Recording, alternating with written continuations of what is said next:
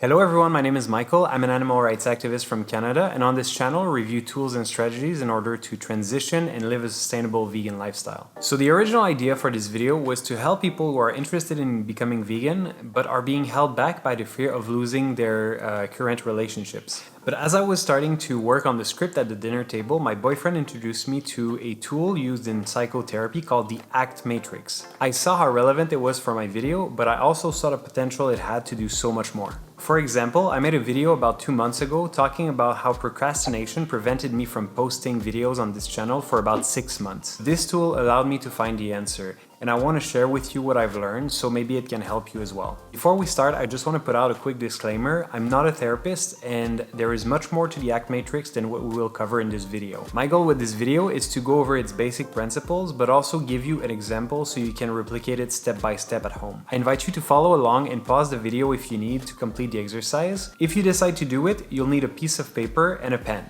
The ACT Matrix is a tool that allows people to take a step back when they're stuck or if they face a challenge and have a better perspective of what's really happening. We can use it to identify our current patterns, but also what we could do instead in order to get closer to what is important to us. ACT is an acronym that stands for Acceptance and Commitment Therapy. Yeah, try to make that sound sexy in 2022. Let's go over some of the core principles it's built on. The first principle we must understand is that it feels very different to run towards something than away from something. Imagine a rabbit that sees and smells a carrot. It will run towards it. Now imagine the same rabbit, but this time around he sees a dog approaching and decides to run away from him. In both scenarios, the rabbit is running, which is the same action on the outside, but on the inside, it would feel very different for the rabbit. The second principle that we must recognize is that it's very difficult for us to be fully aware of what's going on within us and outside of us at the same time. For example, maybe you recall a time where you completely lost track of what the person in front of you was talking about because you were preoccupied by maybe an upcoming exam or a job interview the next day. The third principle is that as human beings, we have the ability to feel threatened even if we are physically safe. A good example of that is how a lot of people are laying in a warm bed at night with a full stomach but still suffer from anxiety because of all the thoughts that are rushing through their heads. Now that this is out of the way, let's begin the exercise.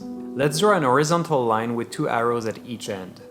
Next to the one on the left, right away, and on the one on the right, right towards. Now draw another line, this time vertical, so it splits the sheet of paper into 4 quadrants.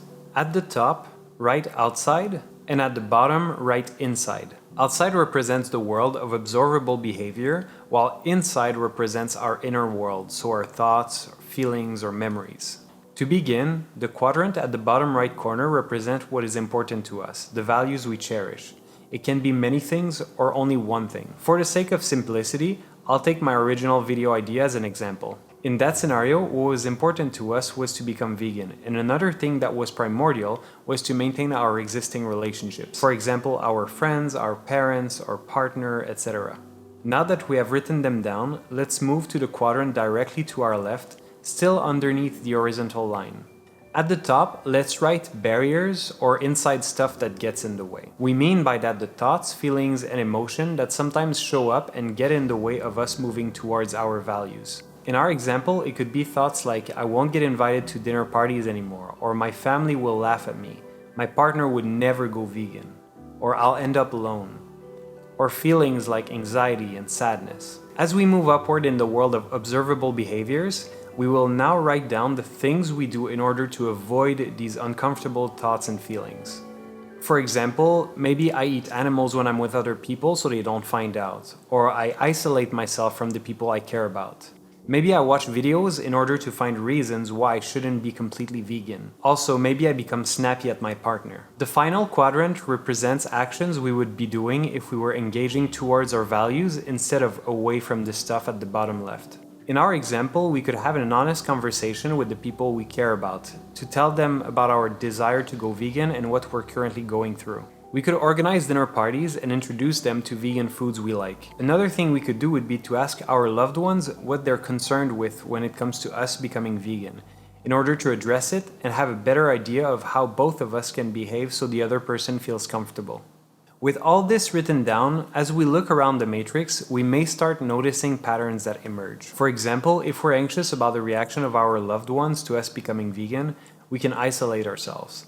But because we are more isolated, the idea of talking to them generates even more anxiety. So in response to this anxiety, we isolate ourselves even more. That's where this exercise shines. It allows us to take note of what's really important to us, what thoughts and feelings come in the way, and how we react in order to run away from them. Finally, it gives us an opportunity to reflect on what towards move we could do instead of away moves. Of course, this does not guarantee the result that you want, but when you think about it, nothing can. For example, if you organize a dinner with your friends, it doesn't guarantee you that they will show interest, nor that they will come. But by noticing, you're in a better position to free yourself from their grasp and find ways to get closer to your values. I really hope that this exercise was as helpful for you as it has been for me. I definitely plan on using it more and more in the future, and I think it goes hand in hand with the meditation and mindfulness exercise that I've been introducing into my life over the past couple months. If you enjoyed this video and you would like for me to cover more stuff like this in the future, hit the like button and let me know your thoughts in the comment section down below. With that being said, have a wonderful day. Bye bye.